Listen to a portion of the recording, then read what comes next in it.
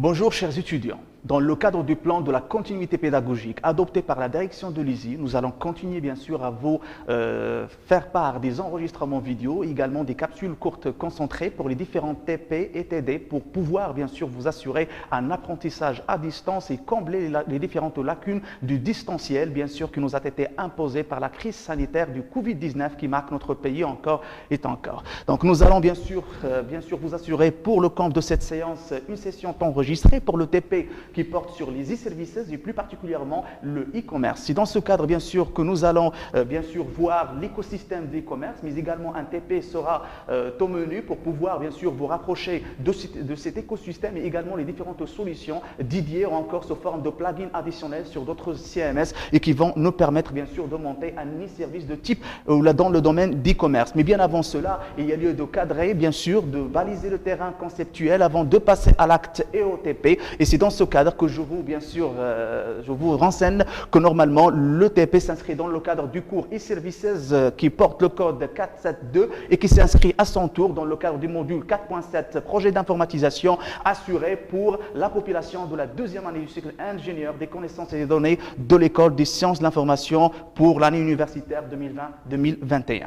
Avant bien sûr comme j'ai dit, de passer au TP, il y a lieu d'abord de passer en revue très rapidement, succinctement sur ces différents axes de cette présentation. D'abord, une définition des e-services. Je vous ai glané certains de la littérature, mais le plus important pour nous, c'est de définir en termes simples c'est quoi un e-service. Par la suite, il y a lieu de jeter la lumière sur les caractéristiques et les avantages de ces e-services et par la suite, voir les domaines d'application. Je l'ai dit au début que les e-services, c'est un terme générique, bien sûr, et les domaines d'application sont nombreux, mais il y en a ceux qui sont les plus populaires de par le monde, pas juste au Maroc, notamment la e-business, le e-government, le e-learning et santé. Finalement, bien sûr, il y a lieu de distinguer entre e-services et web services, une confusion quand même que souvent, donc on prend l'un comme synonyme pour l'autre, un raccourci pour l'autre, alors qu'en réalité, il y a toute une différence entre les deux. Et finalement, quels sont les risques? Il n'y a pas d'avantage sans risque et c'est ce que nous allons bien sûr approcher à la fin de cette présentation. Première chose, d'abord, c'est de définir. Donc, je vous laisse bien sûr le soin de lire ces définitions qui ont été glanées dans la littérature,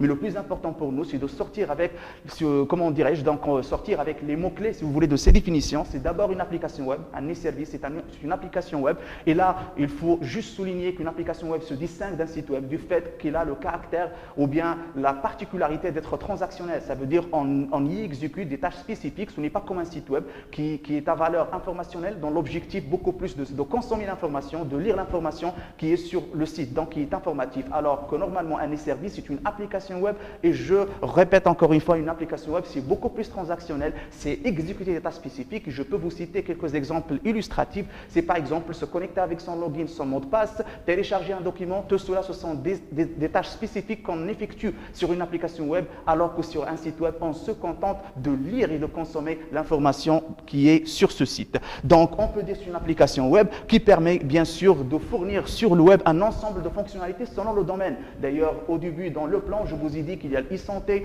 e-learning, etc. Donc, les domaines varient, diffèrent en réalité, mais le plus important, c'est une application web qui est mise en ligne, bien sûr, pour fournir des fonctionnalités à la fois à des particuliers, c'est les individus, ou encore les entreprises. Donc, vous voyez un petit peu que la partie destinataire des e-services peut varier, peut différer, bien sûr, entre les entreprises et les particuliers individus. Nous passons toujours en termes de caractéristiques. Les e-services, d'abord, ils ont la caractéristique d'être ouverts, et ceci dit qu'ils sont indépendants. Ça veut dire qu'on peut les mettre dans des plateformes spécifiques. Ça veut dire qu'ils ne sont pas condamnés à être mises en ligne avec d'autres applications, donc ils peuvent être indépendantes. Également, ils sont bien sûr des applications interorganisationnelles. Quand je dis interorganisationnelles, ça veut dire qu'on peut fédérer, mutualiser bien sûr un e-service qui réunit plusieurs organisations qui en sont les responsables. Ça veut dire là, on a par exemple une application qui n'est pas condamné à être lié à une organisation, à une seule organisation, mais par exemple une organisation qui a, je ne sais pas moi, une entreprise qui a des filiales, qui a des succursales, etc.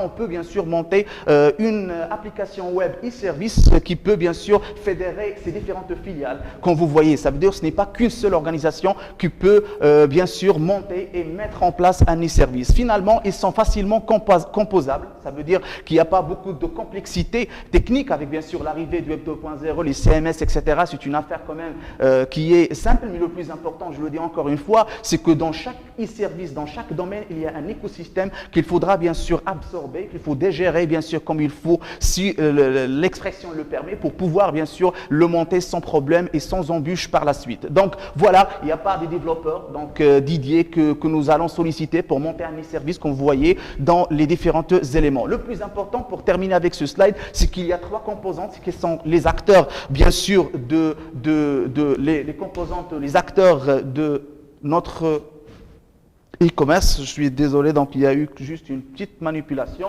Là, donc pour les différents, si vous voulez, les différents acteurs, donc il y a d'abord un fournisseur du service, donc c'est le F, le fournisseur. Et le fournisseur, ça peut être une entreprise, bien sûr, comme ça peut être une administration.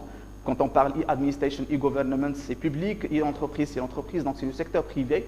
Il y a bien sûr un second également acteur, comme c'est noté ici, c'est le consommateur, c'est le C. Et bien sûr, il y a des canaux, voilà, de distribution, des canaux, donc de distribution de ce service. Donc pour récapituler, il y a un fournisseur de services, un consommateur comme deuxième acteur, et il y a bien sûr des canaux qui assurent la transmission, si vous voulez, de ces services du fournisseur vers le consommateur. Le fournisseur, comme je l'ai dit, il peut être l'entreprise, l'administration. Le consommateur, à son tour, il peut être un individu, donc quelqu'un de particulier. Là, ça, on peut citer l'exemple de l'e-government. Normalement, c'est orienté, bien sûr, les citoyens, donc pour préparer un papier, le demander, etc., suivre le statut d'un dossier, mais également, ça peut bien sûr être orienté aux entreprises, etc.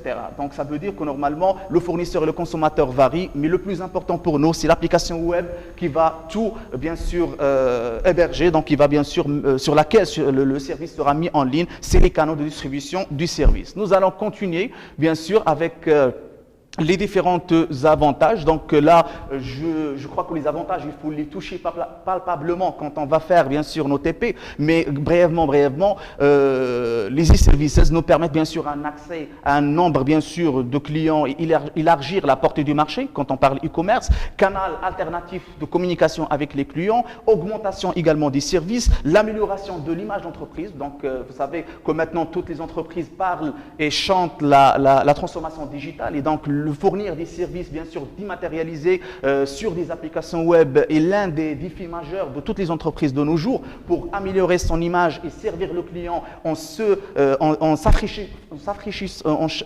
débarrassant plutôt des différentes contraintes spatio-temporelles. En plus de ça, il y a la transparence et l'ouverture. Quand on dit il y a une application e-web, e-government ou bien e-administration, ceci dit bien sûr qu'il y a un petit peu d'ouverture et de la transparence auprès du citoyen. Donc, voyez les avantages, comme j'ai dit, on va les toucher quand on aura fait tous nos TP dans les différents domaines. Donc, quand on dit domaine, je vous ai dit au début, un e-service peut bien sûr être associé à plusieurs domaines. Donc, il y a des secteurs d'abord privés. Quand on dit e-commerce ou bien e-business, ça veut dire qu'on est dans le secteur privé. Ça veut dire que ce sont des e-services qui sont orientés au secteur plutôt privé. Il y a également le secteur public. Ça veut dire que c'est des e-services qui sont orientés aux services publics tels que e-government ou la e-administration. On utilise d'ailleurs les deux vocables, e-government et e-administration. L'essentiel que ces deux, normalement, sont orientés au secteur public. Et finalement, il y a également ce qu'on appelle les e-services transversaux. Ça veut dire qu'ils sont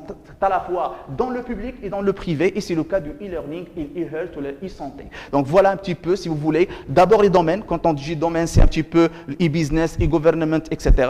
Mais quand je dis bien sûr le secteur, ça veut dire le secteur, est-ce que le secteur public, secteur privé, ou bien un secteur, plutôt une orientation transversale, ça veut dire que c'est orienté aussi bien pour le public que pour le privé. Et c'est logique, quand on est dans le e-government, on est en train de servir les citoyens, bien sûr, pour demander un papier, monter un dossier et tout cela. Et donc, normalement, c'est le public, c'est le secteur public, c'est les administrations, c'est les ministères. Quand on est dans le secteur privé, on monte une suite e-businesses avec une partie e-commerce, on est dans le secteur privé. Et bien sûr, le e-learning, une entreprise peut faire de e-learning, et l'école des centres d'information, qui est une école publique également, fait du e-learning. Et ceci dit qu'on est dans le transversal, à la fois public et privé. Nous enchaînons, bien sûr, dans la e-business. Ça, c'est très important parce que à partir de cela, nous allons assurer la transition avec l'ETP que je vais vous assurer. Et donc là, il y a lieu de dire, c'est la gestion des affaires à travers l'Internet. Et ça nous ramène, bien sûr, à la définition de base avec laquelle on a commencé.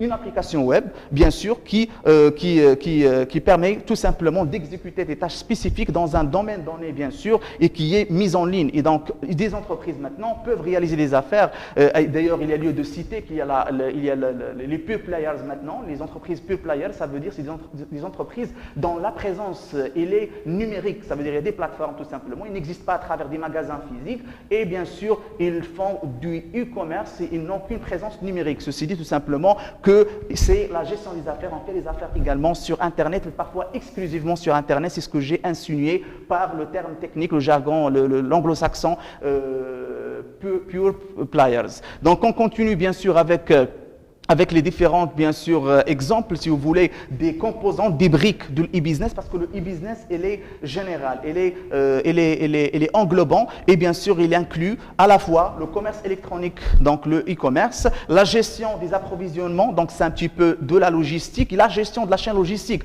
Ça veut dire que normalement, il y a la partie vente vis-à-vis les clients, orientée aux clients, mais il y a également la possibilité de gérer à travers une application web, un e-service, la e-approvisionnement ou bien la e-chaîne logistique. Ça veut dire qu'il y a ce qu'on appelle la gestion également sur des plateformes dédiées entre les différents acteurs dans la chaîne logistique qui traitent avec l'entreprise. Ça veut dire l'entreprise peut traiter avec, bien sûr, les fournisseurs, les transporteurs de ces marchandises, ça veut dire de ces produits, etc., à travers, bien sûr, des applications e-services dédiées à cet effet. Nous continuons bien sûr, et bien avant de terminer cela, il y a lieu de passer au tableau pour encore vous baliser bien sûr le terrain par rapport à ce qu'on appelle l'écosystème de l'e-commerce. L'écosystème de l'e-commerce, c'est ce que j'ai dit au début, monter maintenant une application web e-service orientée au secteur public, secteur privé ou encore transversal, ce n'est pas la mer à boire, mais le plus important, c'est d'avoir le recul, le background. Et le background,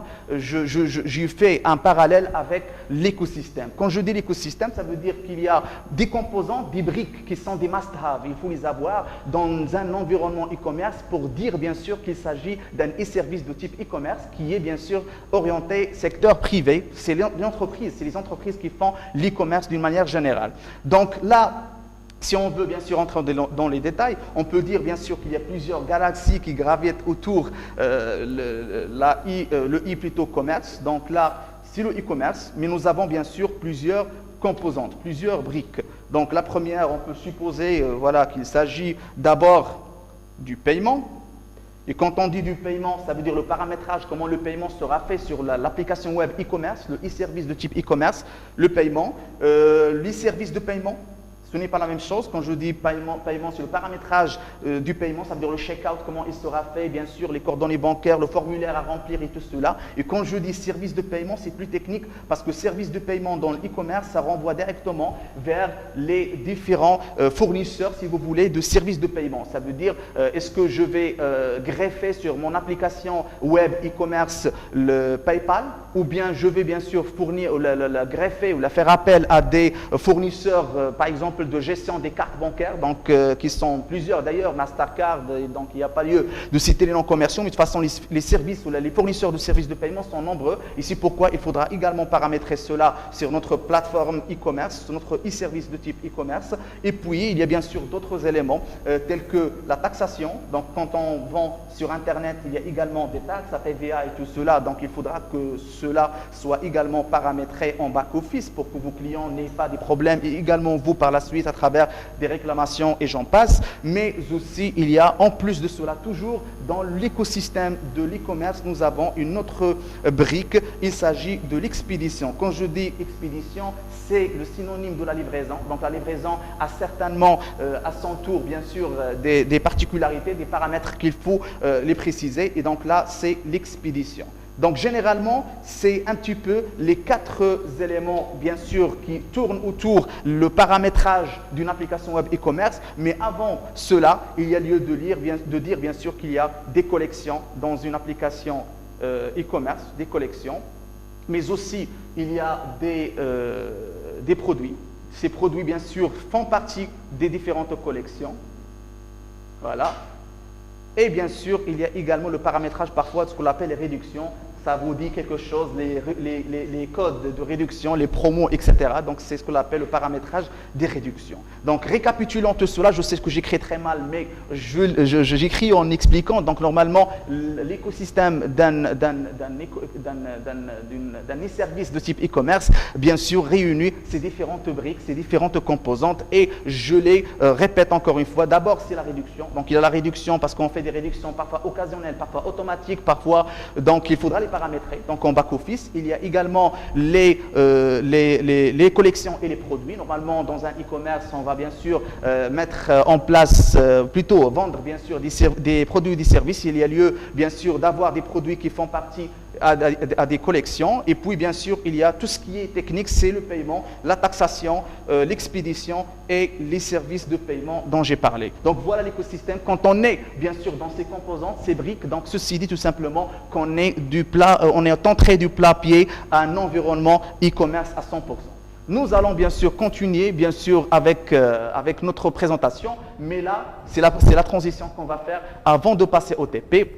Il y a lieu de dire, et je le dis toujours bien sûr, un ingénieur des connaissances et des données, il n'a pas à choisir parfois les langages de programmation, bien les solutions informatiques, les logiciels, les outils qu'il va déployer du hasard, mais il faut bien sûr qu'il ait toujours le recul et la réflexion de trouver le meilleur. Parfois, quand on est dans l'open source et on a un budget bien sûr limité, les gratuitiels et les open sources, il y en a plusieurs, il faudra comparer, il faudra benchmarker. De même, quand on a bien sûr un budget dans une organisation publique, privée, il y a lieu toujours bien sûr de benchmarker, voir les fonctionnalités, mais également le budget. Donc, quand on a le budget, déjà, ça, c'est un premier pas qui a été franchi. Ça veut dire, est-ce qu'on va se limiter aux propriétaires, ou bien les propriétaires avec les open sources et les gratuitiels, ou bien on n'a pas de budget, donc on n'a que le choix, bien sûr, des gratuitiels et des open sources comme mode de distribution de logiciels ou bien de solutions informatiques. C'est un petit peu la même chose ici dans ce slide. Vous avez bien sûr un benchmarking, une grille de comparaison qui n'est pas assez éclatée et développée, je le sais, mais qui a été extraite du rapport de Gartner. Gartner, d'ailleurs, c'est une agence connue en matière, bien sûr, de l'IT, Information Technology, plutôt un cabinet de consulting basé aux États-Unis. Et bien sûr, ce quadrant magique, il est connu, Gartner, et il permet de faire la comparaison, le benchmarking entre plusieurs solutions, bien sûr, de manière objective. Ça veut dire, laissant de côté les registres parfois, ou bien les manuels qui sont à visée commerciale.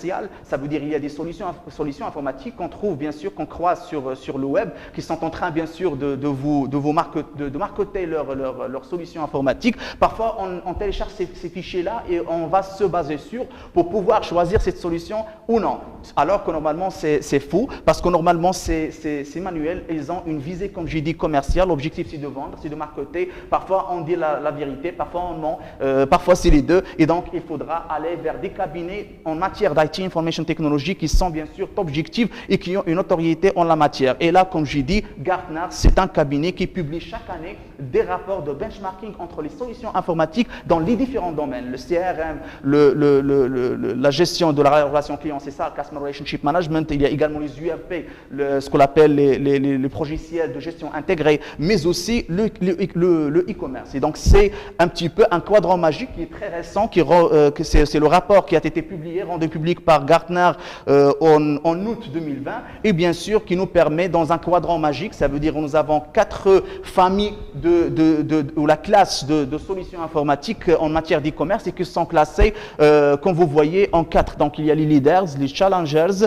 les visionnaires et les niche players. Ceci dit tout simplement qu'on commence des leaders vers les challengers, vers bien sûr les visionnaires, vers les niche players. Ceci dit que pour nous pouvons bien sûr d'abord de voir de ce côté les leaders. Il faut dire que tous ces leaders, normalement, c'est des solutions propriétaires pour lesquelles il faut bien sûr payer. Ceci ne veut pas dire que ce que nous allons voir dans les autres parties, dans les autres classes de solutions, dans ce quadrant magique du rapport Gartner sont gratuites, mais quand même, ils nous permettent bien sûr de tester et d'essayer pour une période donnée. Ceci dit, c'est ce qu'on appelle les shareware, ça veut dire que c'est un mode de distribution de certaines solutions informatiques et logicielles avec une possibilité d'essayer pour une période donnée. Et c'est le cas bien sûr de Shopify qui est situé dans la partie Challengers dans ce quadrant. Et bien sûr, Shopify sera l'objet de notre premier TP. Pourquoi? Parce que bien sûr, par élimination, les leaders sont payantes. Nous ne pouvons pas, vous voyez SAP, Adobe, etc., Oracle, les gens passent. Donc déjà, on a un avant-goût de quoi Salesforce également. Mais là, bien sûr, avec Shopify, on peut évidemment tester pour une période bien sûr donnée. Parfois, ça peut aller jusqu'à 3 mois plus tôt. Et bien sûr, par la suite, il faut acheter un nom de domaine pour que vous restiez en ligne. C'est un petit peu ça. Donc, on a retenu à l'issue de cette grille de benchmarking Shopify comme solution pour pouvoir monter une application web ou un e-service dans le domaine d'e-commerce qui est bien sûr dans le secteur privé. Donc voilà, c'est ainsi que prend fin cette présentation et je vous invite tout simplement qu'on ait droit à notre TP pour pouvoir bien sûr exécuter les différentes ou bien répondre aux différentes instructions de notre TP. Donc voilà, nous allons bien sûr passer à notre TP et notre TP doit porter sur le montage d'une application e-commerce comme vous le voyez sur l'écran. Donc il s'agit tout simplement d'un TP bien sûr qui va nous permettre de gérer le montage de notre application e-commerce sur la solution Shopify que nous avons retenue, comme vous l'avez vu, à l'issue de la grille de benchmarking que nous avons extraite août 2020 du rapport de Gartner en e-commerce bien sûr. Donc voilà, nous allons détailler, c'est que le TP normalement doit bien sûr inclure un certain nombre d'instructions, mais le plus important pour moi, c'est qu'on va fractionner ensemble notre écran en deux plutôt pour que nous puissions plutôt pouvoir faire les deux choses. Ça veut dire à la fois exécuter le TP, mais aussi suivre les différentes instructions. Et là, on est arrivé par rapport aux étapes de montage. Donc, d'abord, je reviens à notre TP pour vous dire, bien sûr, qu'il y a d'abord un paramétrage général, c'est de créer, bien sûr, un compte auprès de Shopify pour pouvoir commencer. Et bien sûr, c'est juste après que nous allons plutôt passer, comme vous le voyez, je suis en train de vous faire défiler un tour d'horizon de notre TP avant de l'entamer concrètement. Donc là, il y a bien sûr le paramétrage et la première étape, bien sûr, porte sur la personnalisation de notre thème. Donc, comme vous voyez ici, donc l'étape numéro 1, c'est la configuration de votre compte Shopify. Donc là, il y a un certain nombre d'instructions avec également des captures à l'appui. Donc, et pour illustrer nos propos à l'aide de certains exemples, nous allons bien sûr voir cela concrètement dans le TP, mais vous avez déjà de la matière dans ce TP à travers des captures d'écran qui vous ont été insérées à travers les différentes instructions qui vous ont été demandées pour le réussir de bout en bout. Donc là, la deuxième étape étant la construction de votre site e-commerce. Donc, après avoir paramétré et choisi le thème et tout cela et le personnaliser, il faudra bien sûr monter notre application web e-commerce. Et finalement, il y a tout ce qui est paramétrage et je crois que ce que j'ai mis dans le tableau sera, comme je dis, touché palpablement sur le TP. Tout ce qui est réduction, paiement, etc. Tout cela, nous allons bien sûr le voir dans notre TP. Donc, laissez-moi bien sûr vous agrandir l'écran pour que vous voyez bien sûr très clair. Et là, donc, nous allons commencer notre TP. D'abord, il faut bien citer, tout simplement, bien souligner que normalement, Shopify, c'est une solution qui est en ligne, ça veut dire hébergée en cloud.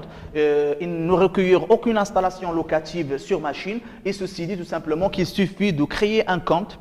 Et bien sûr, quand vous allez créer votre compte, il n'y aura pas de souci par la suite pour pouvoir réaliser le TP. Déjà, ça nous épargne le fait d'installer tout cela. Donc, avec Shopify, c'est une solution cloud. Donc, d'ailleurs, les différents groupes géants du web, maintenant, bien sûr, hébergent en cloud. Et donc, voilà, on peut créer notre compte sur Shopify et bien sûr, par définition, une application web e-commerce et par la suite, commencer, bien sûr, à paramétrer et travailler. Donc, pour moi, j'ai pris une idée. Donc, une idée, c'est de monter une application web e-commerce qui porte le nom Easy Digital Books. C'est comme si on va bien sûr vous préparer une application web e-commerce qui permettra de vendre en ligne des ouvrages dans notre domaine ou bien le domaine de cette filière d'ingénieur des connaissances et des données, la data science plus particulièrement. Et donc nous allons procéder à cela. Donc j'ai bien sûr déjà créé mon compte. De toute façon, c'est une affaire donc, qui est une promenade de santé, un jeu d'enfant de créer le compte. Donc je vais bien sûr essayer de me mettre sur l'application, comme vous voyez ici, plutôt sur voilà, l'application web qui me concerne, celle que je vais bien sûr créer moi de type e-commerce. Et là, nous avons bien sûr un certain nombre de fonctionnalités qu'il faudra d'abord voilà, démystifier. Ça veut dire qu'il faut faire un tour d'horizon pour pouvoir se familiariser. Vous savez que normalement, il n'y a pas que Shopify. Dans la grille de benchmarking, il y a plusieurs solutions informatiques. Et quand on dit Magento, Shopify, le plugin ou le module additionnel qu'on a sur le CMS, par exemple le WordPress qui est au commerce, tout ça c'est de l'e-commerce. On peut avec ces solutions informatiques monter des applications web e-commerce. Mais le problème c'est que, comme j'ai dit, si on n'a pas la maîtrise de l'écosystème que je vous ai détaillé sur le tableau, on aura assez de difficultés pour pouvoir s'en sortir. C'est pourquoi je vous ai dit que la solution peut différer, mais l'écosystème doit être bien sûr très bien ancré dans vos esprits. Donc là, nous avons un accueil. Vous savez que dans cet accueil sur Shopify, nous avons cette période d'essai, comme vous voyez, bien sûr. Par la suite, il faut sélectionner un forfait, mais l'essentiel que l'application web e-commerce sera mise en ligne pour une période minimum gratuite de 3 mois. Par la suite, il faudra bien sûr voilà, essayer de choisir un forfait, donc l'upgrade pour pouvoir garder son application mise en ligne sur le web. Donc là, nous avons, comme j'ai dit, l'accueil. Nous avons ici le choix du thème et la personnalisation du thème. D'ailleurs, c'est la première étape qui nous a demandé par le TP. C'est pourquoi je vais revenir encore une fois à notre TP pour bien sûr vous en parler encore de manière détaillée. Et donc là, il s'agit bien sûr d'abord, pour nous, il s'agit de paramétrer. Donc paramétrer, ça revient à choisir d'abord l'ajout des informations personnelles. Ça on l'a fait parce qu'on a créé notre compte au préalable. Par la suite, il faut configurer les sites e-commerce. Une fois c'est fait, bien sûr, il faudra choisir un thème et le personnaliser, modifier bien sûr l'apparence, comme vous voyez ici. Donc, je suis en train de parcourir rapidement le TP, notamment l'étape 1, pour que je puisse bien sûr essayer de mettre en exergue les différentes instructions demandées. C'est nickel. Donc, nous allons revenir à notre solution informatique mise en cloud, à savoir Shopify, et bien sûr notre application web Easy Digital Books qu'on va mettre en ligne bien sûr à l'issue de ce TP. Donc d'abord, la première des choses, c'est que je vous dis un tour d'horizon. Un tour d'horizon, ça veut dire quelles sont ces fonctionnalités qui sont là sur le site. Donc nous avons l'accueil, nous avons des commandes, nous avons des produits, etc. L'essentiel, que cette partie-là, normalement, c'est comme un tableau de bord qui va vous accompagner durant la gestion en back-office de votre application web e-commerce, de votre e-service de type e-commerce. Ceci dit que nous avons, par exemple, peut-être besoin de jeter un coup d'œil sur les commandes. Donc normalement, c'est toujours vide ici parce qu'on n'a pas encore mis en ligne notre application web, notre e-service. Mais normalement, quand c'est mis en ligne et quand on aura à simuler certaines transactions, bien sûr, il y aura l'historique des différentes commandes qui seront passées sur notre application web. De même, il y a des commandes provisoires, des paniers abandonnés. Donc ça, c'est un tableau de bord pour avoir une vue sur les commandes qui seront bien sûr faites sur notre e-service e-commerce. Là, c'est les produits. Bien sûr, on peut voir le produit, également voir sur le stock, parce que quand on enregistre un produit, on déclare combien d'unités existent pour ce produit-là. Ça veut dire le stock dont nous disposons. Parce que si un client A achète bien sûr la première unité, le second, le client Y un autre produit, plutôt une autre unité. Ceci dit, si on a 2 dans le stock, ça veut dire que c'est épuisé. Il y a une rupture de stock automatiquement sur l'application web quand le client demande. Donc normalement, il faut qu'il ait un avertissement que ce produit, bien sûr, il n'existe plus dans le stock, là, il est en rupture de stock. Ceci dit qu'on peut bien sûr avoir une idée sur le stock, la gestion du stock. Ça veut dire s'il y a des produits, des articles qui sont un petit peu, qui ont été vraiment vendus beaucoup, et donc il faudra alimenter le stock dans ce type de produit, etc. Les clients, donc également, c'est une vue sur les clients. On peut bien sûr avoir des coordonnées. Ça va nous permettre par la suite, peut-être il y a le e-marketing comme un e-service transversal par la suite comme TP, et qui nous permettra peut-être d'exploiter la base de données où il y a les coordonnées des différents clients pour pouvoir faire par exemple ce qu'on appelle les campagnes emailing, ou bien sûr les fidéliser à travers des offres, etc. Il y a également l'analyse des données. Donc là, comme j'ai dit, c'est tableau de bord, voilà les ventes en total, visite de la boutique, etc. Et bien sûr, il y a des campagnes marketing qu'on peut mettre en place, et des réductions, c'est là où ils sont paramétrés. Vous voyez que les réductions, c'est le seul truc qu'on paramètre avec les produits, mais le reste, c'est des tableaux de bord, c'est des dashboards qui vont nous permettre d'avoir une information sur le stock, les produits qui ont été vendus, les clients et leurs coordonnées, etc. La deuxième composante dans cet onglet, si vous voulez, des fonctionnalités de Shopify, c'est les canaux de vente. Ceci dit que vous savez qu'en marketing, maintenant, nous avons la stratégie le fait d'avoir plutôt plusieurs canaux de vente, canaux, ça veut dire on a plusieurs canaux de vente à la fois. On peut vendre dans le magasin, on peut vendre sur le site e-commerce, etc. Et donc, ceci dit tout simplement, la multiplication, il y a ce qu'on appelle la multiplication des canaux de vente. Et donc, quand on dit multiplication des canaux de vente, ceci dit qu'ils ne sont pas mis en concurrence, mais réellement, on a bien sûr une boutique bien sûr en ligne, mais on a également un magasin. Normalement, ils sont complémentaires parce qu'il y a peut-être des clients qui vont d'abord visiter le site pour voir la fiche produit. Par la suite, ils décident d'acheter. Ils vont bien sûr se diriger directement vers le magasin physique, donc pour se procurer ce produit dont ils ont besoin. Ceci dit, qu'il y a ce qu'on appelle la multiplication des canaux de vente. Donc, c'est une stratégie marketing. Et nous, on peut paramétrer en ligne, bien sûr, le fait de dire que, par exemple, ce type de produit, il existe dans le canal X et Y, non pas Z, si on a plusieurs canaux éventuellement, comme j'ai dit, qui ne sont pas dans la concurrence, mais ils sont généralement de nos jours complémentaires. Ça veut dire, je me renseigne, par la suite, je peux aller acheter sur place. Ou bien, je vais rester sur l'application web e-commerce, le e-service e-commerce, et bien sûr, je vais passer mes achats sur l'application web.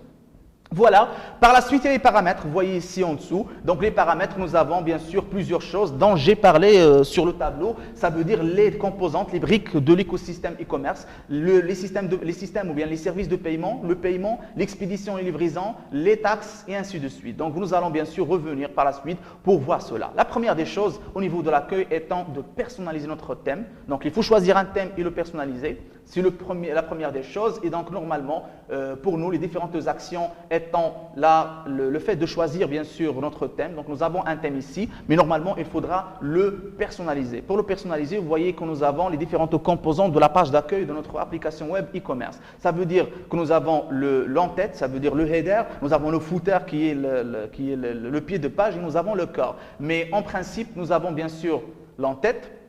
Bien sûr, pour l'en-tête, il faudra définir un logo. Donc, pour nous, nous allons aller directement vers notre TP, donc le répertoire de notre TP, pour choisir le logo de l'Easy, parce qu'il s'agit de Easy Digital Books.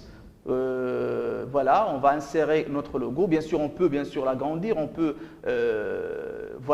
modifier. Là, l'affichage, je trouve que c'est tranquille, donc normalement c'est très visible.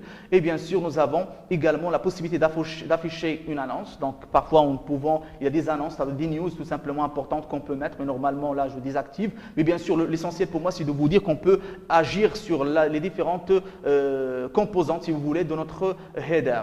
Une fois c'est fait, je peux bien sûr revenir. L'enregistrement se fait de manière automatique en cloud, donc il n'y a pas de souci, un souci de perdre, si vous voulez, les différentes manipulations que vous faites. Donc au fur et à mesure, c'est enregistré sur Shopify.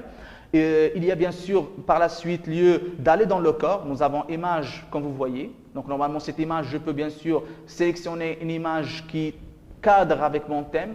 Par exemple celle-là, donc on va vendre les documents donc en ligne, et donc des books de manière sur une plateforme e-commerce. Donc je peux bien sûr laisser cette image, la sélectionner et par la suite bien sûr je peux modifier un texte ou bien créer carrément un texte. Donc Easy Digital Books et on peut mettre bien sûr vente en ligne des livres ou des ouvrages en data science et j'enregistre. Normalement, ça doit être exécuté. Ça, c'est bien sûr notre bien sûr texte qu'on va mettre et bien sûr, je vais mettre là ouvrage en data.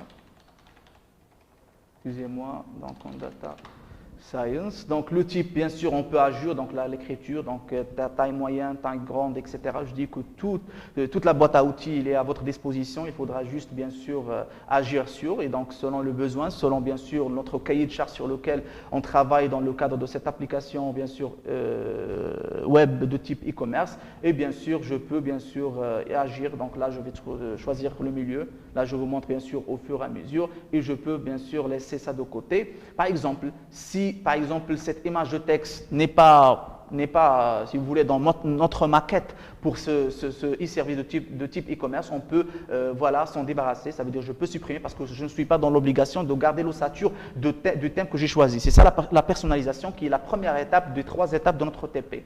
Donc je continue. Là, nous avons bien sûr le fait d'ajouter. De toute façon, là, c'est un contenu. Donc pour moi, je peux bien sûr également retirer cette section-là. Collection en vedette, ça je peux bien sûr y revenir.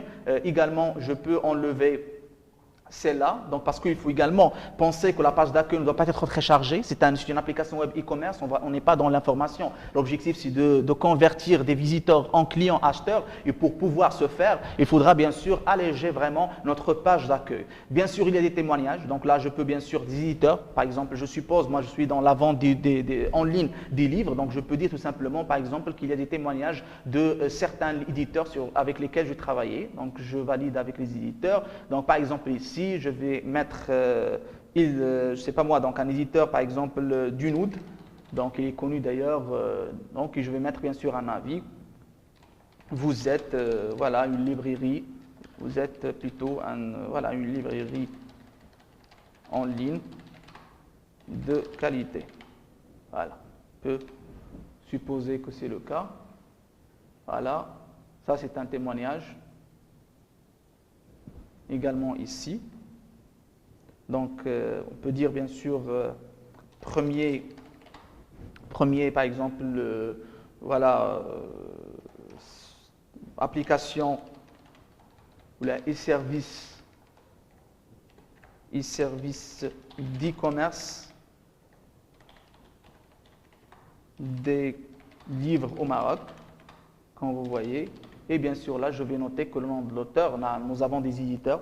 En principe, vous voyez que c'est un template, c'est un modèle, donc il faudra adapter selon ce que nous sommes en train de faire. Ça veut dire la maquette et le cahier de charge et les objectifs de notre application web e-commerce. Là, je suppose que c'est du Node, comme j'ai dit, et ça se note. Bien sûr, je ne veux pas, donc, parce qu'il y a des choses à voir dans le TP, nous n'allons pas. Donc, l'essentiel que nous avons vu dans ces témoignages, quelques exemples, je ne vais pas prendre le tout, mais pour que ça soit bien sûr bien présentable, il faudra que je ne garde que celles que je viens de mettre. Donc, par exemple, je vais bien sûr supprimer certains témoignages donc, pour les réduire. Donc là, il y a celle-là, donc c'est celle que je viens de mettre. Je vais supprimer également celle-là. Du Node, donc ça, je les mets également. Voilà, vous êtes une librairie en ligne de qualité. Donc, je vais plutôt supprimer là, voilà, celle en milieu. Voilà, pour garder ces 2 témoignages, comme vous voyez, de 2 éditeurs, voilà, avec lesquels nous travaillons et pour lesquels nous vendons au Maroc des livres en ligne en data science. Donc, nous continuons. Juste que je veux, voilà, changer l'éditeur. Donc, on a utilisé également du Node, donc il y a lieu peut-être de changer, donc et mettre Elsevier, par exemple, comme éditeur. Excusez-moi, donc Elsevier. Et voilà, on garde bien sûr ces témoignages. De toute façon, après les témoignages, nous avons bien sûr une section galerie. Là, je trouve également que ça va charger notre application web e-commerce. Donc, je peux bien sûr soustraire cette section. Et bien sûr, je vais droit à notre pied de page, le footer, bien sûr. Et c'est à ce niveau-là qu'il y a d'abord des liens rapides. Et donc, dans les liens rapides, on peut modifier notre menu, bien sûr. On va y revenir par la suite. On va les laisser. Il y a des liens rapides, bien sûr. Il y a une newsletter, donc tout ce qui est le fait de communiquer son email et recevoir fréquemment des emails, bien sûr, de promotion de certains produits, de présentation d'une nouveauté, etc. par la suite. On peut ajouter également du contenu à ce pied de page. Voilà, pour les couleurs, donc on peut agir. Vous voyez qu'il y a ce qu'on appelle des codes de couleurs HTML, donc on peut utiliser. Donc on peut choisir selon notre besoin. Par exemple, pour le footer, je peux choisir voilà, une couleur bien précise. Donc nous avons dans la palette certaines couleurs. Et bien sûr, par exemple, je retiens celle-là qui quand même correspond un petit peu à notre logo, les couleurs utilisées dans le logo. Je peux revenir bien sûr également à l'entête pour l'adapter parce que nous n'avons pas quand même prévu une couleur voilà, de même nature. Donc je vais mettre bien sûr une couleur pour que ça soit concordant. Donc je vais choisir, ça c'est pour la barre. Pour le texte, je crois qu'on peut mettre également le bleu. Voilà. Et nous allons bien sûr par la suite revenir bien sûr à notre paramétrage du thème. Donc là, c'est les couleurs et donc j'en ai parlé, l'entête et les liens. Donc là, je peux, comme vous voyez ici, accueil et catalogue, ça devient en bleu. Donc j'ajuste également cela, parce qu'il faut que ça soit harmonieux. Et là, c'est le designer, parce que là, il y a la partie e-commerce, l'écosystème dont j'ai parlé, mais il y a également le design qu'il faudra également soigner pour qu'il soit votre image de marque. Il y a la charte graphique, si vous voulez, qui doit respecter que le logo, le logotype, comment il doit être transposé, les couleurs, le type de texte, plutôt la police du texte, etc. Donc tout cela, c'est une charte graphique pour chaque entreprise. Donc ça, c'est les designers qui doivent bien sûr le prendre en considération en se basant sur la charte graphique de l'organisation. Moi, par exemple, pour l'Easy, j'ai privilégié bien sûr le bleu, également le blanc. D'ailleurs, ça figure dans le logo et ça nous permettra bien sûr de se faire connaître davantage à travers notre e-service e-commerce. La typographie, je vous ai parlé que toutes les composantes de la charte graphique sont là. Donc, je peux bien sûr changer, par exemple, avec cette police. Bien sûr, agrandir et tout cela, ce sont des détails, donc on ne va pas quand même s'y attarder. Il y a la favicon. La favicon, c'est ce qu'on appelle chez les designers, c'est ce qu'on appelle l'icône qui se trouve normalement dans la barre d'adresse. Ça veut dire un chaque site ou l'application web, ils ont parfois une sorte d'icône, une petite icône qui les identifie dans la barre.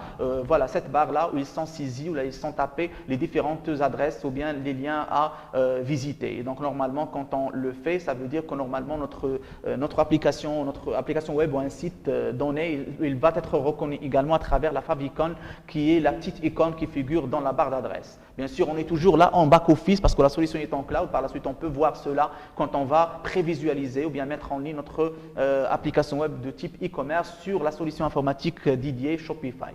Donc là, je vais bien sûr garder ces paramètres du thème. Là, je peux également avoir, comme vous voyez, des actions que je peux faire sur les thèmes, modifier le code, les langues, etc. Je peux également afficher donc, une première prévisualisation donc, qui est là, mais normalement, il faudra que j'enregistre, comme vous voyez, et que je valide. Normalement, je peux également vous dire que la solution Shopify vous permet d'avoir une application web e-commerce qui est responsive design. Ça veut dire qu'il est adapté aux différentes tailles d'affichage d'écran, à la fois mobile, bureau, ça veut dire un PC fixe, plein d'écrans, etc. On peut voir que sur notre application, par exemple, plutôt notre site e-commerce sera visible sur un téléphone avec bien sûr une adaptation à l'écran du téléphone et ainsi de suite.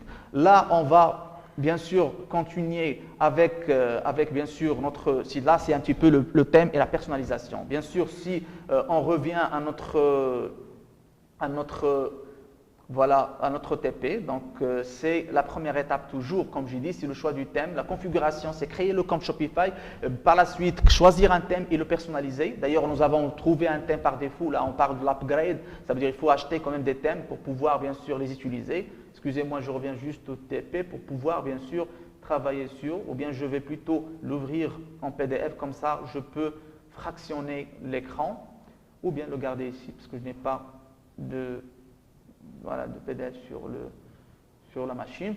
Donc là, comme j'ai dit, la première étape après avoir choisi et personnalisé notre thème, il faudra bien sûr, parce que comme j'ai dit, c'est des détails du designer. Le plus important pour moi, c'est d'aller faire l'étape numéro 2 dans notre TP, c'est la construction de votre application web de type e-commerce sur la solution informatique Shopify.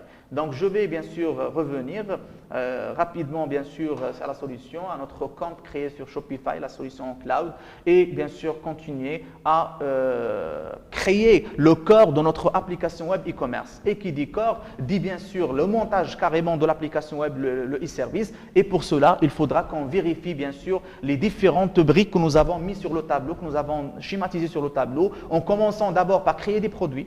Voilà, et également les loger dans des collections, les faire appartenir à des collections. Donc bien sûr, on n'avons rien sur notre application web, il faudra qu'on les crée. Donc par exemple ici, nous avons un produit, donc je vais mettre bien sûr l'essentiel. Bien sûr, il faut rappeler que notre application web e-commerce ici vend des livres bien sûr au Maroc. Et donc ça veut dire qu'on est en train, notre produit, bien sûr, ça sera les ouvrages que nous allons bien sûr vendre en ligne. Donc, excusez-moi, l'essentiel, voilà, du machine, l'essentiel, ça manque, voilà, plutôt c'est bon. Donc, voilà, l'essentiel du machine learning, par exemple, voilà. Il reconnaît l'anglais et pas le français, c'est pourquoi c'est souligné, de toute façon c'est correct. Voilà, on crée bien sûr notre produit. D'abord, il faudra bien sûr télécharger une image. Donc, je prends celui. Donc, voilà notre livre qui sera mis sur notre plateforme e-commerce, c'est celui-là, donc Big Data et Machine Learning. Donc, voilà. Donc, moi, je dois également aligner le titre du produit sur le titre de l'ouvrage, parce que ça doit être identique. Donc, Big Data et Machine Learning. Voilà, et bien sûr, vous savez que normalement sur les e-services de type e-commerce, nous avons la loupe qui nous permettra par exemple de voir en détail le produit ou bien plusieurs images. Ça veut dire que le produit, on lui associe plusieurs images pour pouvoir voir en détail de quoi s'agit-il. Mais pour nous, un ouvrage, ce n'est pas question bien sûr d'aller vers l'ajout de plusieurs images parce qu'un ouvrage, ça reste un ouvrage, ce n'est pas un article qu'il faudra bien sûr visualiser sur les différentes facettes. Donc, on va garder cela. Par la suite, il faut définir un prix. Donc, je vais bien sûr attribuer par exemple le prix de 400 dirhams dans la OMAD, c'est voilà, la devise donc adoptée, et bien sûr le prix normal, ça tue toujours 40, et bien sûr le coût, là il faudra différencier coût et prix, ça va nous ramener un petit peu au management et à l'économie. Bien sûr le coût, c'est le coût de production, peut-être qu'est-ce que vous avez mis ou qu'est-ce que le producteur a mis bien sûr comme composante pour produire, donc c'est le coût de production. Pourquoi cela? C'est pour pouvoir mesurer la marge du profit. Donc ça veut dire quand je vous dis que moi j'ai acheté ce livre par exemple avec 300 dirhams, vous voyez que normalement automatiquement la marge c'est 25%, moi j'ai gagné comme profit 100 dirhams bien sûr dans cet article que je vais vendre. Ça veut dire moi je l'ai acheté à 300 auprès de l'éditeur, je vais le vendre à 400, donc le coût de ce produit bien sûr, il me permettra de gagner une marge de bénéfice estimée de 25% qui est 100 dirhams. Voilà. Le stock, on peut déclarer bien sûr les unités de stock ici, ça veut dire le nombre de quantités. Donc là, je vais mettre par exemple 2 ou bien 3 qui sont disponibles. Là, c'est le produit physique d'expédition. Là, le plus important, c'est d'aller également vers les variantes. Donc, il faut dire qu'on a des variantes. Pour nous, les variantes, ça ne sera pas le size, ça veut dire le poids, ça ne sera pas les dimensions, ça ne sera pas les couleurs, etc. Pour nous, ça sera on suppose pour les ouvrages, c'est les différentes éditions. Par exemple, première édition et deuxième édition. Donc là, je vais plutôt l'option numéro 1, c'est par exemple par point virgule. Donc pour nous, il n'y a pas, voilà, il n'y a pas des détails parce que quand on a les couleurs, si on choisit le critère, bien sûr couleur, je peux vous dire bien sûr qu'on peut avoir des variantes couleurs. Donc il y a plusieurs couleurs, mais là pour nous, on peut mettre l'option édition. C'est le critère, voilà, avec sur la base duquel on va segmenter les différentes variantes. Et là, je vais mettre bien sûr édition, la ID donc en abrégé, ID 1, virgule, donc ID 2. Excusez-moi, donc ID 2. Plutôt avec le 1. Voilà. Et je mets la virgule. Voilà, moi j'ai créé bien sûr une variante sur la base de l'édition qui se compose de 2, donc je peux me passer de celle-là, donc il y a 2 éditions pour cet ouvrage. Voilà, donc nous avons 2 variantes bien sûr pour notre édition 1 et édition 2. Également, je déclare que la quantité étant de 3 pour l'édition 2 de cet ouvrage. C'est fait, donc on va se contenter de ce produit, mais le plus important par la suite, c'est d'aller bien sûr le faire appartenir plutôt à une collection. Donc je vais directement vers les collections. Nous allons créer bien sûr une collection. La collection, ça doit être bien sûr ouvrage en ML, en machine learning, et bien sûr par la suite, donc on peut enregistrer. Plutôt, il faut bien sûr avoir la balise produit est égale. Donc normalement ici, nous avons notre balise produit donc est égale à quoi? Donc normalement c'est égal à donc normalement ouvrage ML. Donc là, c'est une collection que je viens bien sûr de créer et bien sûr, je peux gérer la collection comme vous voyez. Donc le plus important pour nous, c'est de revenir vers les produits. Normalement, nous n'avons qu'un seul que nous venons de créer. Et bien sûr, c'est normalement bien sûr dans le statut, donc ça peut être ébauche ou bien actif. Donc il faudra mettre actif pour que ça soit visible sur le site, sur l'application web. Donc on a distingué les deux vocables au début. Donc il faut qu'on continue. Et là, vous voyez, ça veut dire déjà quand j'ai créé la collection, nous avons bien sûr plutôt des collections avec lesquelles ou dans lesquelles nous allons ranger ces produits là. Donc nous avons par exemple la collection ouvrage, ce n'est pas encore, il n'y a pas la synchronisation n'a pas encore été faite, donc je reviens vers les collections pour checker le statut d'ouvrage en ligne, celle-là. Donc voilà, pour ajouter cette collection à la navigation de votre boutique en ligne, vous pouvez mettre à jour votre menu. Donc là, c'est bien sûr donc le menu, donc il faudra bien sûr mettre là, ça va nous ramener vers les pages bien sûr de notre application web e-commerce. Donc nous avons bien sûr des pages et bien sûr ils sont soit situés dans le header, le footer ou bien dans le corps. Donc par exemple ici, on peut créer une page de retour, ce qu'on appelle politique de retour. Vous savez qu'on peut bien sûr vous faire retourner des articles après une période donnée. D'ailleurs là, on peut mettre la politique, ça veut dire les différents articles de cette politique de retour. Et bien sûr, on peut enregistrer cela et avoir voilà, une politique de retour qui a été créée. On va mettre bien sûr un contenu. Je peux chercher sur le web donc n'importe quelle politique de retour donc e-commerce et je peux bien sûr coller voilà, une politique de retour pour notre application web e-commerce. Donc là, je peux prendre bien sûr là c'est juste une présentation. Donc là, stratégie e-commerce, comment écrire une politique, voilà, bon, plus de vente. Là, je peux chercher voilà, une autre politique de retour. Donc là, je peux bien sûr avoir cela et, excusez-moi, donc revenir et sur plutôt la politique de retour et mettre cela est enregistré. Voilà, nous aurons une page politique de retour. Vous voyez qu'il a également la prise en compte du référencement, ça veut dire comment ça va être visible sur les moteurs de recherche, notre page que je viens de créer. Donc c'est optimisé, le SEO est au cœur également de la solution Shopify qui nous permet de monter des e-services de type e-commerce. Donc les pages, là c'est les navigations. Moi je suis en train de vous montrer en simulation, on n'est pas dans le détail, mais vous voyez par exemple ici dans le menu principal, nous avons deux pages, c'est l'accueil et les catalogues. Donc je peux bien sûr ajouter par exemple, c'est pas moi, donc par exemple nos collections, nous avons deux collections, ouvrage en ML, donc vous voyez que j'ai créé dans notre menu principal, le header, j'ai ajouté notre collection ouvrage en ML. Donc une fois c'est ajouté, c'est visible, ça sera visible bien sûr sur notre application web. Là je peux bien sûr revenir et aller voir également le menu, le footer, ça veut dire le pied de page. Et je peux également créer bien sûr un menu. Là, je vais mettre ce qu'on appelle la politique de retour que j'ai collé depuis tout à l'heure sur le web. Normalement, il faudra faire sa propre politique. Moi, j'ai copié bien sûr pour le besoin de simulation dans le TP. Là, c'est politique donc de retour. Normalement, nous avons la page voilà de politique. Voilà. Et on va essayer voilà, d'avoir des éléments, des pages plutôt dans les différentes composantes de notre menu. Ça veut dire le menu du pied de page et le menu principal, le header.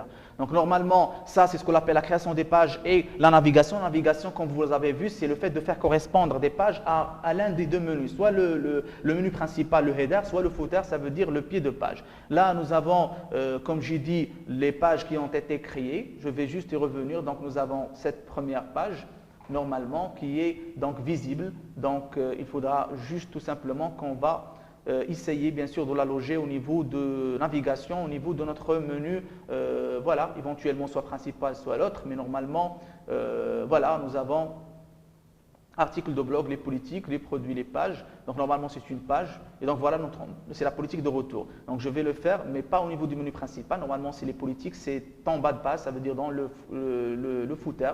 C'est pourquoi je vais me mettre sur menu de pied de page et essayer voilà, d'ajouter, comme vous voyez, une politique de retour.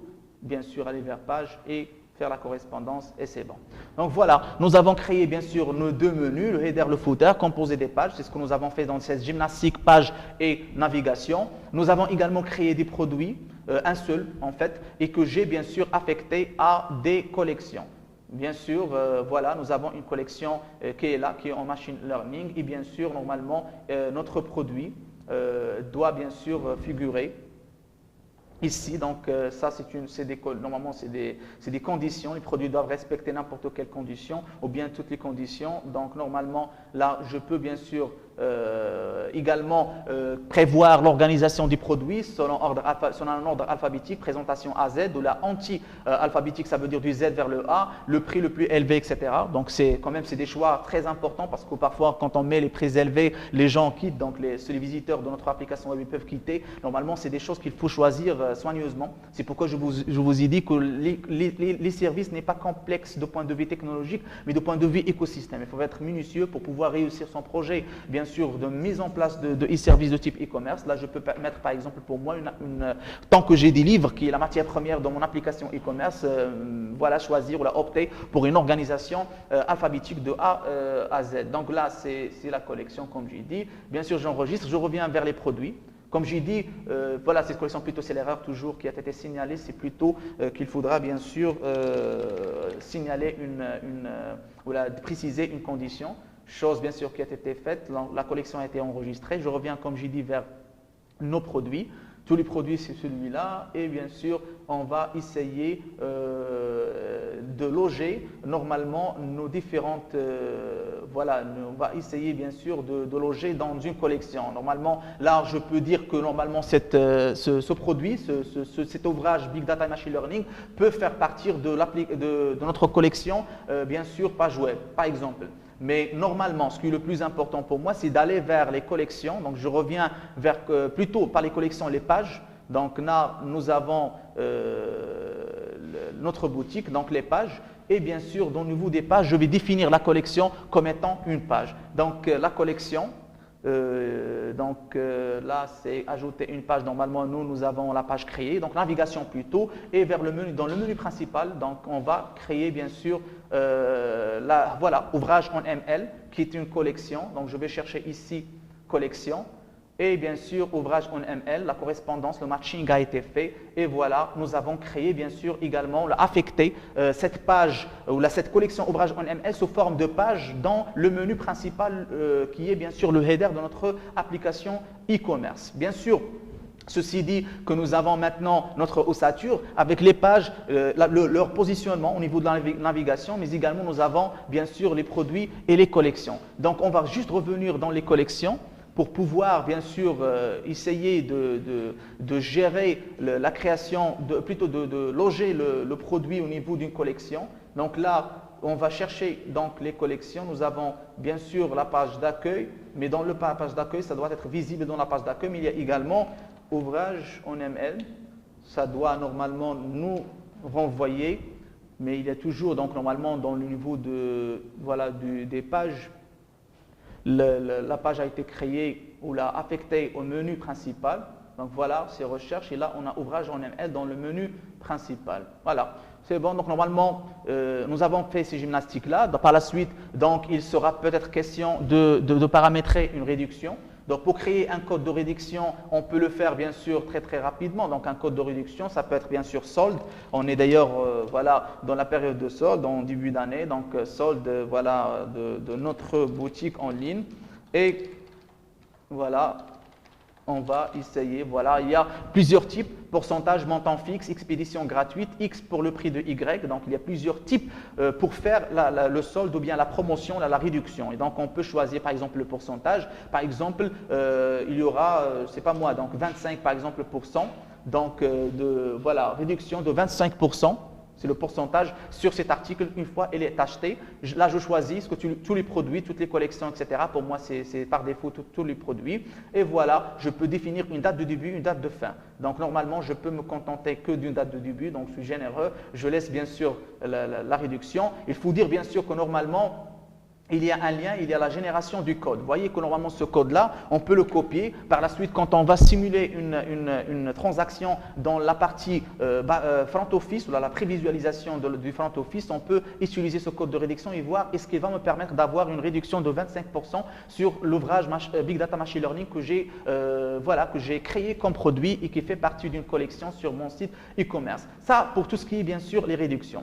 Pour bien sûr voir les différents autres paramètres, je vais juste enregistrer et aller vers les paramètres pour passer en revue les différents bien sûr éléments ici. Donc il y a le système de paiement. Là, je vais définir bien sûr un système de paiement parce qu'on va terminer avec une simulation voilà, de la transaction de paiement, le checkout. Et donc là, je peux bien sûr greffer le PayPal. De toute façon, là, le plus important pour moi, c'est de voir des fournisseurs tiers parce qu'il y a le foretesting. Vous voyez que normalement ça, c'est Visa, Mastercard, tous les fournisseurs bien sûr de paiement. On peut choisir bien sûr un, mais normalement quand on le choisit, il faut le payer. Le fournisseur de paiement, il n'est pas gratuit. Donc je peux par exemple pour tester, voilà, choisir le Bogus, donc c'est pour tester, donc c'est ce qu'on appelle Bogus pour les tests, donc activer for testing, donc voilà, c'est validé. Donc là, c'est un paramétrage de type service de paiement. Il y a également les expéditions et les livraisons, donc je peux tout simplement aller vers les expéditions et voir, donc gérer les tarifs de l'expédition. Vous voyez que l'expédition, elle est là. Donc, est-ce que c'est gratuit ou bien ajouter un tarif pour tout ce qui est livraison? Donc là, je peux dire un tarif, c'est pas moi, donc standard et mettre un prix. Par exemple, les livraisons sont à 50 dirhams et ça reste un tarif standard. Comme ça peut bien sûr être gratuit. Donc normalement, il y a des conditions. Ça veut dire pour les différents, voilà, les différents tarifs ajoutés. Donc les conditions, c'est que c'est bien sûr si selon la commande ou bien standard. Donc je peux par exemple selon la commande, c'est par exemple le prix minimum de mon article est de 300 dirhams. Donc, un prix maximum, c'est de 400 dirhams par exemple. Donc, la livraison sera faite bien sûr selon, selon un prix bien sûr de 50 dirhams. Standard, c'est gratuit. Là, je dois parce qu'il ne faut pas être voilà, dans la contradiction. Donc, on a un montant bien sûr que je vais mettre standard gratuit, c'est pour tout ce qui est 500 dirhams. Donc, tout ce qui sera acheté à 500 dirhams, normalement, c'est gratuit. Mais 300 et 400, c'est 50 dirhams. Normalement, en deçà de cela, je dois bien sûr augmenter le prix plus que 50 dirhams logiquement, mais voilà, on a compris l'idée bien sûr. Ici, donc, je valide. Donc, ça c'est pour le Maroc, ça c'est pour le reste du monde, donc les acheteurs bien sûr d'autres pays. Et une fois c'est fait, je reviens toujours aux paramètres. Là, on a vu l'expédition, le paiement. On va voir les taxes. C'est très important, les taxes. Donc, par exemple, ici, si on va percevoir, bien sûr, au Maroc, donc, normalement, la taxe, généralement, c'est toujours 20%. Donc, je vais, bien sûr, le noter. Et, bien sûr, voilà, c'est actif déjà. On peut configurer pour le reste du monde aussi voilà, le même taux, donc 20%. Et voilà, normalement, nous avons paramétré bien sûr cette composante de la taxation. Voilà, je crois qu'un petit peu c'est les éléments les plus importants. Au niveau des canaux de vente, on peut, comme j'ai dit, ajouter d'autres canaux de vente. Messenger, Google, Facebook, donc voilà, ajouter Facebook. D'ailleurs, quand on va créer par la suite les différents, par exemple, produits, etc., on peut dire qu'il est disponible dans le point X et non pas le point Y. C'est ce que je vous ai dit dans le tour d'horizon de départ. Ça veut dire qu'il y a ce qu'on appelle la stratégie multicanal ou bien cross-canal. Ça veut dire qu'on a plusieurs canaux, soit on vend à la fois dans les différents canaux, ou bien ils sont complémentaires. Donc, chaque canal a un rôle à jouer. Donc, j'active la synchronisation pour ajouter un canal de vente Marketplace Facebook par exemple, je vais avoir une présence sur Facebook et voilà, je peux bien sûr avoir une fonctionnalité, opter pour une fonctionnalité donc que je peux configurer, par exemple ajouter un compte Facebook, une page Facebook normalement pour une entreprise et ainsi de suite. Donc ça, c'est un petit peu les différents éléments, voilà, les différentes fonctionnalités que nous avons parcourues, le paramétrage aussi, nous l'avons vu. Je vous invite à revenir bien sûr à notre page d'accueil et essayer bien sûr de visualiser notre thème. Donc normalement elle est là. Je vais revenir à la personnalisation pour pouvoir un petit peu checker checker bien sûr la prévisualisation. Donc nous avons un aperçu ici. Vous voyez que normalement notre application web e-commerce commence à prendre forme avec bien sûr des composants que nous avons rajoutés. Là il y a bien sûr les différents fournisseurs de paiement. Nous avons également la politique de retour que j'ai copiée tout à l'heure. Nous avons ici notre catalogue bien sûr qui est composé de ce produit avec le prix. Quand je clique sur le produit, vous voyez qu'il y a bien sûr un menu déroulant avec les différentes variantes, les variantes éditions que nous avons rajoutées, édition 1, édition 2. On peut l'acheter maintenant. Je vais simuler bien sûr avec cela, donc acheter maintenant ou bien ajouter au panier. Là, il y a toujours un problème parce que je suis dans la prévisualisation plutôt, donc je peux plutôt aller vers la personnalisation de mon compte et essayer de voir de très près. Donc la prévisualisation ressemble à quoi? Normalement, Dans les actions du thème, nous avons cela. Et bien sûr, on peut avoir à ce niveau-là les différents éléments. Donc, on peut déclencher des actions et bien sûr essayer d'avoir un aperçu. Ça, on est dans carrément le produit final. Ça veut dire ce qui sera visible dans le front office. Vous voyez ici d'ailleurs l'icône qui est juste ici. C'est la fabricante dont on a parlé dans le côté design quand on a personnalisé notre thème. Et bien sûr, il y a lieu bien sûr d'essayer au niveau de plutôt de revenir à la personnalisation du thème et essayer à ce niveau-là de faire le check-out. Donc là, c'est juste une simulation, donc c'est la documentation et paramètres bien sûr du thème, passage à la caisse, c'est ça. Donc le passage à la caisse, il faudra le personnaliser éventuellement. Je vais remettre encore une fois cette image tant que je l'ai dans la librairie donc, que j'ai. Voilà, et je sélectionne et par la suite, donc je vais essayer voilà, de laisser les choses un petit peu à ce niveau-là.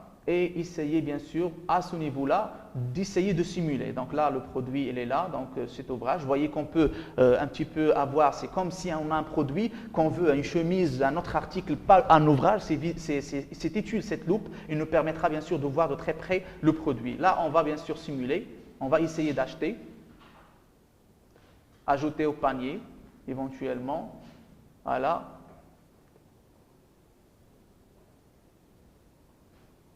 Et voilà. On est sur les coordonnées qu'il faudra renseigner pour pouvoir passer. Donc, vous voyez ici que nous avons 480 dirhams. Pourquoi? Parce que j'ai bien sûr, on a paramétré les taxes. Donc, il y a bien sûr 400, mais 80 qui ont été ajoutés, calculés à l'étape suivante. Donc, vous voyez que la taxation, il a été prise en considération. La livraison, il sera précise. D'ailleurs, même la livraison, l'expédition, on l'a paramétré, mais il sera précisé dans l'étape suivante. Donc là, je vais mettre bien sûr un email. On est dans la simulation pour pouvoir terminer cette première partie de ce TP. Et donc, nous allons bien sûr mettre n'importe quel email donc de correspondance avec le client, le mien, et nous allons essayer voilà, de mettre un nom, le mien, une adresse, etc. Donc, je ne sais pas moi, est-ce que c'est voilà, est-ce que c'est obligatoire? On va continuer. Donc, il me demande l'adresse. Je vais dire Rabat. Je vais mettre ici Rabat.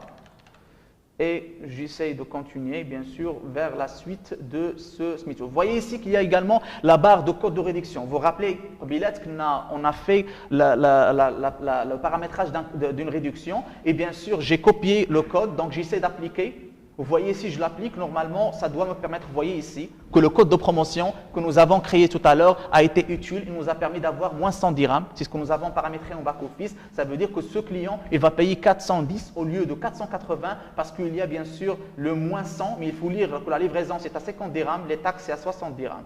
Le standard, donc continuer vers le paiement. Donc, je vais aller vers le paiement, afficher, donc essayer. Donc, il y a un problème, comme j'ai dit, on a un nouveau serveur pour pouvoir, bien sûr, assurer la continuation ou bien l'achèvement de notre transaction. Finalement, c'est bon. Donc, il y a un bug, comme j'ai dit, parfois ça se pose parce que c'est la solution sur le cloud. Un numéro de carte, je vais mettre n'importe quoi. Donc, 1. 1, c'est pour simuler, parce que sur le TP, il y a le 1, le 2, 3. 1, généralement, c'est pour simuler, je vais me mettre sur, c'est pour simuler, on est dans l'étape numéro 3, la simulation d'une... Je vais essayer de chercher, donc paiement, comme ça, voilà, configurer les moyens de paiement, c'est ça.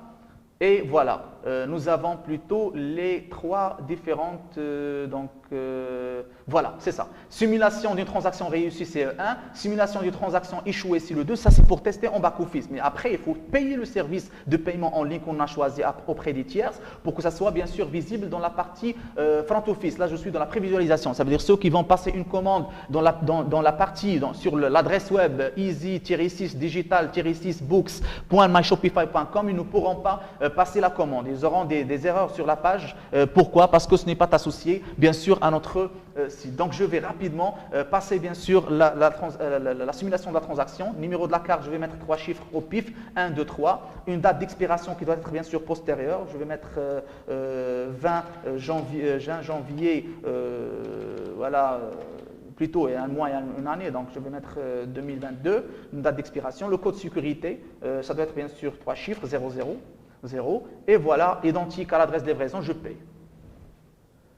Donc, je procède au paiement et je dois normalement avoir un retour positif parce que normalement la simulation que nous sommes en train de faire sur le fournisseur de paiement, voilà, il doit normalement nous permettre de s'acquitter, voilà, des frais de ce produit et l'avoir. Donc normalement, pour le retour, voilà, la transaction, bien sûr, avec les différents coordonnées bancaires, normalement, doit nous permettre, bien sûr, de passer la commande, d'avoir une simulation qui est correcte. Voilà, la commande a été passée.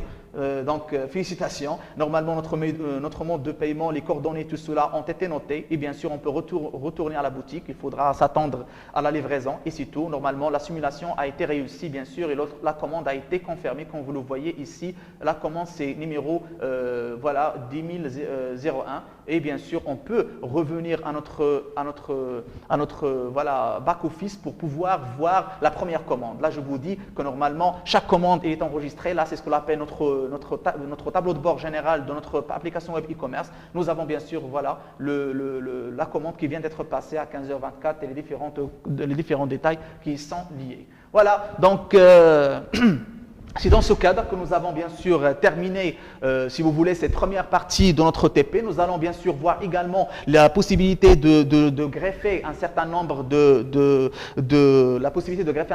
d'applications à partir de l'application, plutôt la librairie qui permet de télécharger plutôt des applications depuis Shopify App Store. Ça veut dire par exemple un système de recommandation qui sera greffé pour recommander aux utilisateurs quand on a beaucoup de produits, etc. Mais également jouer sur le SEO, le référencement naturel de notre application web e-commerce. Donc, certainement, nous aurons besoin d'une deuxième partie pour ce TP e-commerce sur la solution, bien sûr, Shopify. Je vous remercie pour votre attention. Toutes les ressources seront disponibles, bien sûr, sur notre plateforme e-learning, www.elearning.easy.ac.ma, mais aussi, bien sûr, cet enregistrement sera également hébergé sur l'application vidéo stream de la suite 365 Microsoft, bien sûr, qui est associée à votre compte professionnel Easy, à savoir Stream. Donc, vous pouvez bien sûr revisionner cette vidéo à travers le lien qui vous sera bien sûr mis sur la plateforme e-learning dans la rubrique ou bien la page de notre cours e-services assurés pour la population de la deuxième année du cycle d'ingénieur des connaissances et des données de l'Easy. C'est ainsi que prend fin notre séance. Je vous remercie pour votre attention et bien sûr, tenez-vous bien et à la prochaine.